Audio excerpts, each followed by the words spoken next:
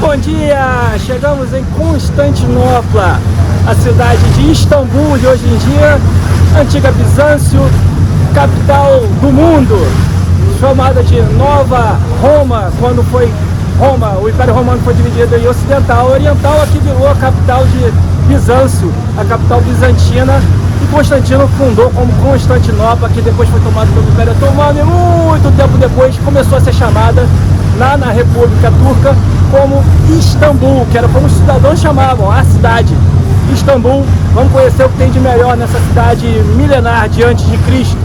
Isso aqui é o Corno de Ouro, um braço de mar que sai do Estreito de Bósforo, que faz essa enseada no meio da cidade de Istambul e que impulsionou a antiga Constantinopla no mercado de comercial. Como o Estreito de Bósforo não tem um mar assim, é um mar mais agitado, essa água calma desse braço de mar que entra pela cidade em formato de chifre fez um porto natural que permitiu que vários comerciantes viessem para cá, atracassem aqui, inclusive os europeus, quando vinham atrás das especiarias, atracavam aqui para o mercado de especiarias que a gente vai visitar hoje, para levar esses produtos para toda a Europa. Como é uma enseada muito calma, né, virou um porto muito estratégico dentro da cidade de Istambul, chamado Corno de Ouro. Seni bilmek beynimde bir kurşun, seni bilmek en büyük ceza. Her anın aklımda, her kıvrımı, sanmasınlar asla. Por que o Corno de Ouro tem esse nome?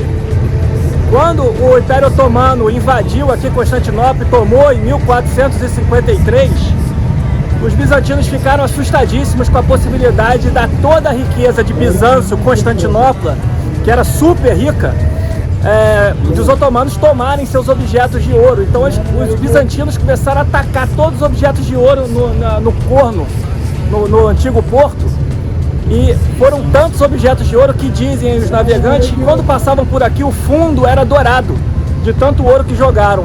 Passou a se chamar o Corno de Ouro, esse braço do Estreito de Bósforo dentro da cidade de Istambul.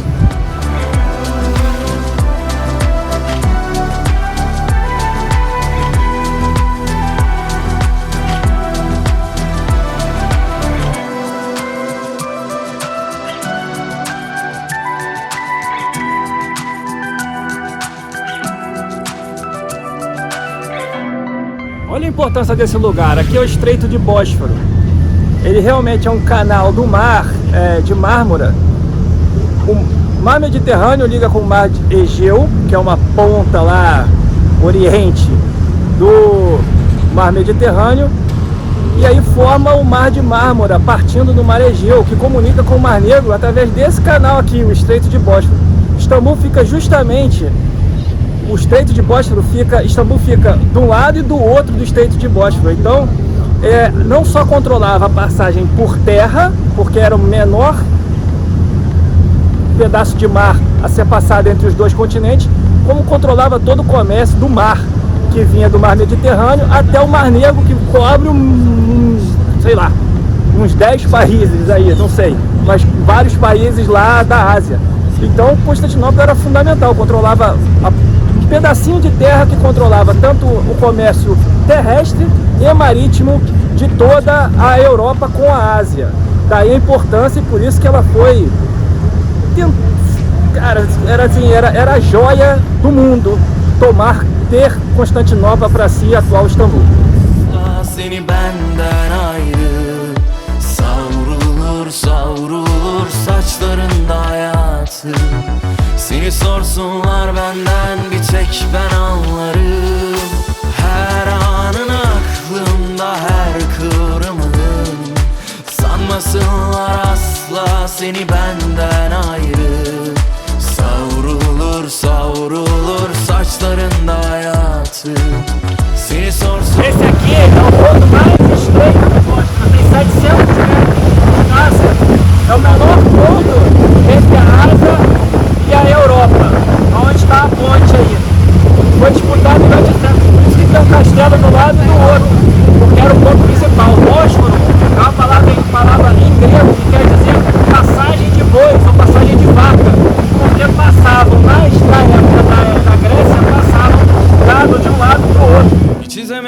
olsaydım bu filmi canımı acıtırdı ama seni bilmek, seni bilmek, seni bilmek beynimde bir kurşun. Seni bilmek, seni bilmek, seni bilmek en büyük ceza. Her anın aklımda, her kıvrımı. Sanmasınlar asla seni benden ayrı. Savrulur, savrulur. É o sexto país com o maior número de turistas do mundo, 51 milhões. Pra você ter uma ideia, o Brasil são 6 milhões. Ideia da dimensão do turismo aqui na Turquia, uma das principais atividades disparadas econômicas do país. Sanmasınlar asla seni benden ayrı. Savrulur, savrulur saçlarında hayatı. Seni sorsunlar benden bir tek ben anlarım.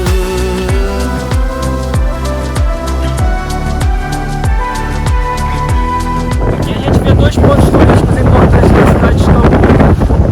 Lá no altozinho, a Torre de Gálata. Você via para observação de incêndio. Istambul pegou fogo várias vezes e essa torre aqui é que vigiava contra incêndio. E do lado de cá, que é tudo cidade velha, Constantinopla mesmo real é aqui. Lá, ó, o Palácio de Nópolis. Isso tudo aqui, ó. Essa aqui é a entrada no Corno de Ouro. Constantinopla mesmo, uma cidade velha, fica do lado de cá, junto do Palácio de Nópolis. O mercado de especiarias, as mesquitas maiores, as mesquita azul, tudo fica nessa parte aqui, junto ao Corno de Ouro. Teninin üzerinden kayan bir buzdur uzak bakışları. Hiç izlememiş olsaydım bu filmi canımı acıtırdı ama seni bilmek, seni bilmek, seni bilmek beynimde. Esse é o bairro de Fener e Bala. É bairro grego e judeu aqui de Istambul. Os gregos foram praticamente deportados, quase todos, não sei quantos. Hoje só tem 4 mil gregos aqui que escolheram ficar aqui porque já são idosos e tudo, mas cheios de regras e todos. A partir de 1915 praticamente todos os gregos foram deportados, e judeus acho que só tem 4 mil, mas também cheios de regra. Mesmo assim existem sinagogas, igrejas, só tem 20 igrejas cristãs aqui em Istambul. Lá no alto, não sei se dá pra ver, ó, aquilo é uma escola grega, uma escola grega, mas que já não está funcionando mais, do século XVIII, mas um prédio lindo, lindo, lindo, lindo. E como não tem mais gregos, ela já não funciona mais.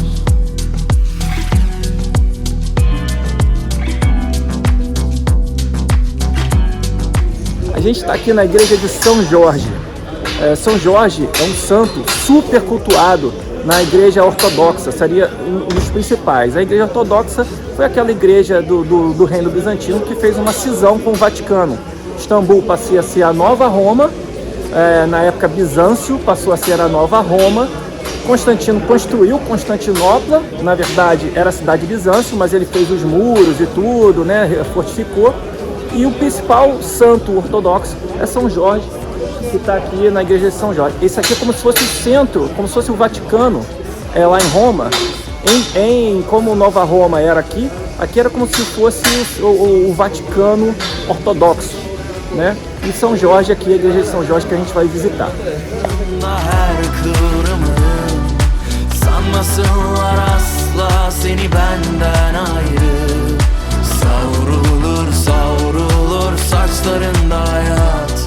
São Jorge era um general de Diocleciano. Ele foi criado pela mãe na cultura cristã. A mãe era de Lira e cheia de posses, família rica. O pai era militar, morreu quando São Jorge era pequeno, e com 14 anos ele se alistou ao serviço militar. E ele era muito bom, era um soldado muito habilidoso, e aí ele ascendeu rápido no exército de Diocleciano e virou um general importante dele.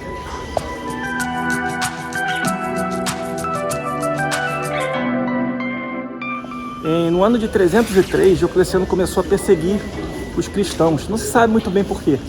Ele começou a perseguir, matar os cristãos, obrigando os cristãos a se converterem à idolatria aos deuses romanos. Só que São Jorge, como era cristão, ferrenho, ele se negou. E foi ele mesmo procurar Diocleciano dizendo que ele era cristão. E houve um impasse, porque Diocleciano ou matava o principal general ou aceitava. Ele não tinha como aceitar aquilo, porque ele já estava matando muita gente. Então ele ofereceu muito dinheiro para São Jorge. E São Jorge era tido assim como um grande cristão, porque ele doou, quando a mãe dele morreu, ele doou todas as terras e tudo que ele tinha, toda a riqueza, aos pobres. Então ele negou a oferta de Diocleciano e foi açoitado e torturado dia após dia em praça pública, em Lira, na cidade natal da mãe dele, lá em Israel, atual Lod. E o povo vendo aquele acabou virando mártir. Foi decapitado. Diocleciano ele não negou a fé até o fim, e Diocleciano teve que decapitar ele, o que impulsionou ainda mais o cristianismo na região.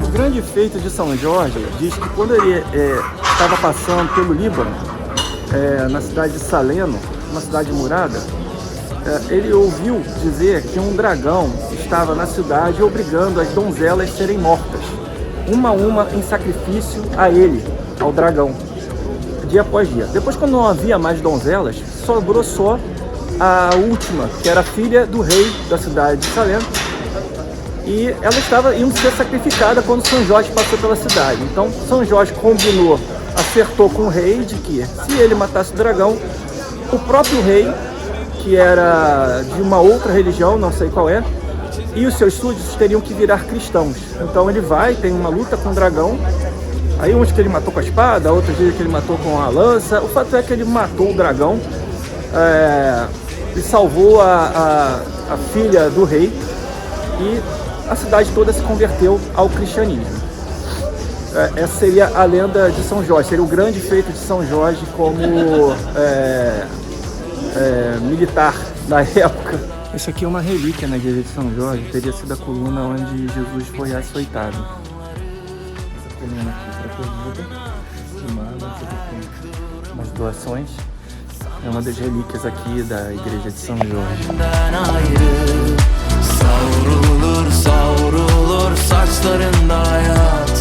Esse bairro confuso aqui, o M9, seria um ponto de integração entre trens, ônibus, bondes e barcos. Os barcos que se pegam para atravessar desse lado europeu para o lado asiático do outro lado. Fica na beira da ponte, no extremo da ponte Gálata, onde tem o mercado de especiarias. É a parte antiga de Istambul. Chama M9 o nome desse bairro. É onde vende muita coisa e tem muitas atrações nessa partezinha da cidade, M9. Atrás de mim está a Mesquita Nova. Foi uma mesquita, não existia a imperatriz, né? Foi a mãe do sultão, era que é considerada a grande mulher do reino. Ela, como as mesquitas só podiam ser dedicadas aos homens, ela financiou, e aí não podia ter o nome dela, então chamou Mesquita Nova. Mas ela é do século XVI, ela já é bem velha. Ela levou 70 anos para ser construída, porque o arquiteto que fez era corrupto e o segundo também era. Então ele foi pedindo mais dinheiro e roubando para construir essa mesquita, que é um símbolo aqui dessa região do M9 ou algo assim, aqui em Istambul.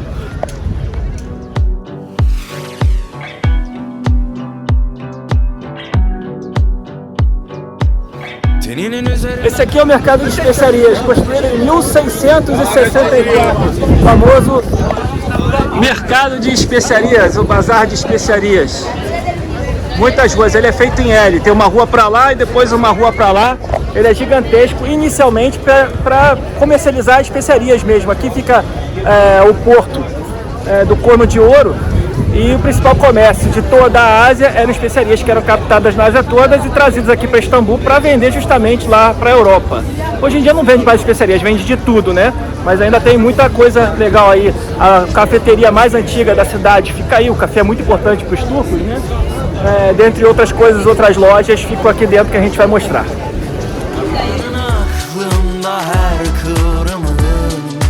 Sanmasınlar asla seni benden ayrı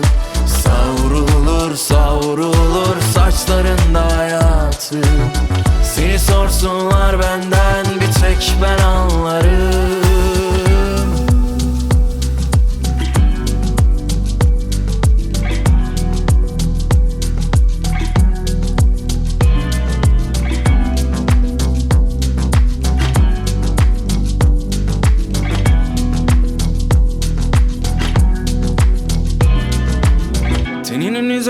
O Bazar de Especiarias foi construído em 1964, fazendo parte do complexo da Mesquita Nova, que estava custando muito caro. Em princípio, todo o lucro desse mercado seria revertido para a construção da mesquita, dentro do mesmo complexo. Depois, desse formato em L para lá e para cá, e era só para especiaria mesmo, porque a especiaria era o produto mais caro que a Ásia vendia para a Europa, que não tinha nada disso. Uma marca da culinária asiática. E os europeus vinham aqui em Constantinopla buscar aqui na entradinha do Corno de Ouro, porque logo aqui fica o porto aqui do lado. O mercado de especiarias hoje em dia vende de tudo, já não tem mais especiaria, mas o cheiro da especiaria ainda está presente. Você entra aqui, você já sente o aroma de temperos diferentes.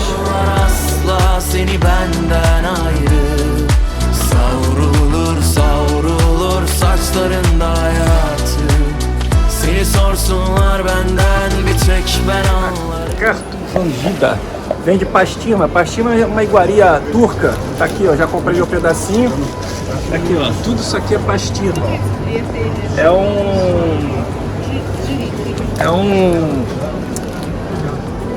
tipo um embutido de um presunto de carne seca.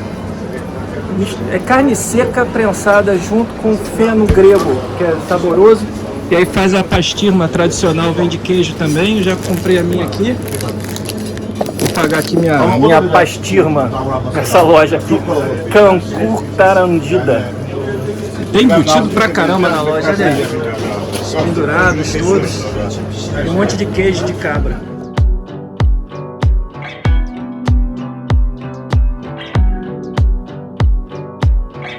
Condimentada. Um presunto temperado. Vê lá.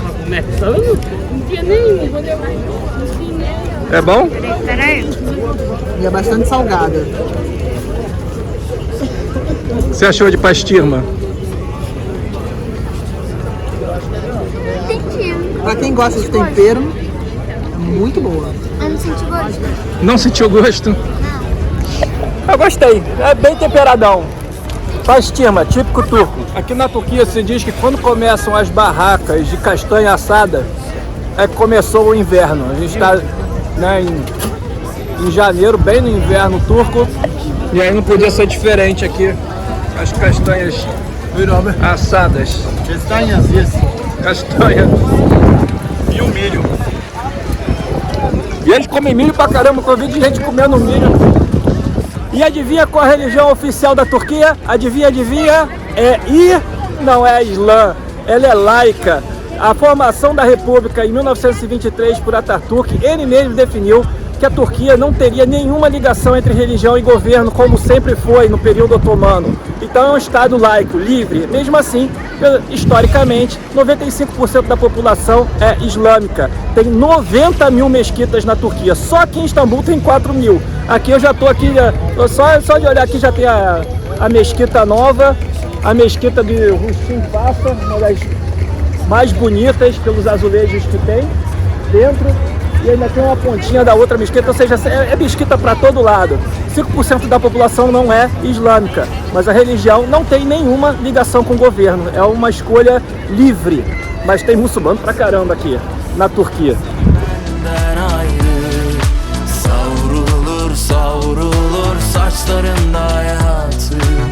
A gente vai conhecer a mesquita de Solimão, magnífico. Essa aqui, a maior mesquita de Istambul. Para rivalizar com Santa Sofia, a igreja que existia na época. Solimão o próprio Solimão que construiu entre 1550 e 1557. Levou 7 anos para construir essa mesquita aí. Solimão magnífico, Solimão I, foi um sultão diferenciado em relação aos demais. No seu império, o Império Otomano atingiu o seu apogeu com 12 milhões de quilômetros quadrados. Pegava a área toda, pegava-se o norte da África todo, o mar Vermelho, o Mar Negro e todos os países em volta. A parte de baixo, o Oriente Médio inteiro pertencia ao Império Otomano. Ele só rivalizou e conseguiu parar foram os Habsburgos, lá na Áustria. Ele tomou a Hungria e aí quando foi invadir Viena, tentou 2 vezes, não conseguiu. Foi ali que delimitou o Império Turco-Otomano, que teve a sua queda final já em 1923 é o oficial, né, quando caiu de vez, mas em 1922 já tinha caído o último sultão. E essa aí é a mesquita em homenagem a ele, Solimão o Magnífico.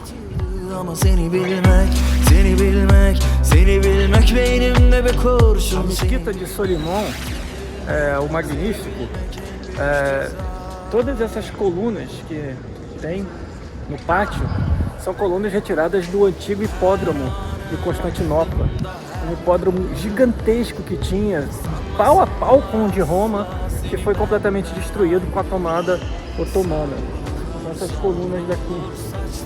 Muita coisa do hipódromo e muitos monumentos romanos foram usados para a construção das mesquitas otomanas e essa não é diferente, essa é a maior de todas. Sanmasınlar asla seni benden ayrı.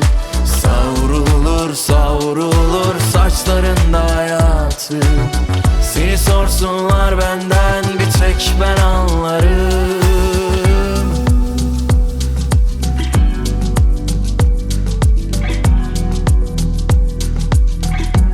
As mesquitas são separadas em áreas. A área dali, ó, aqui da cerca para frente é reservada para os homens rezarem.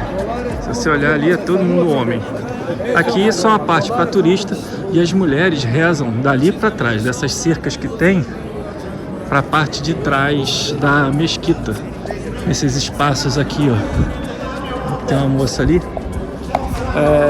Não é só uma cultura machista da religião, mas também uma separação de gêneros, porque na mesquita não pode despertar nenhum desejo. Então as mulheres têm que estar cobertas de cabelo, né? Cabelo coberto para não desejar desejos dos homens.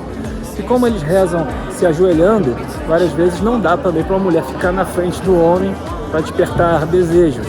Então elas, infelizmente, elas ficam lá atrás em espaços pequenininhos e os homens ficam com os espaços maiores, ó. Todos os homens, esses espaços maiores, rezando em direção a Meca, para lá.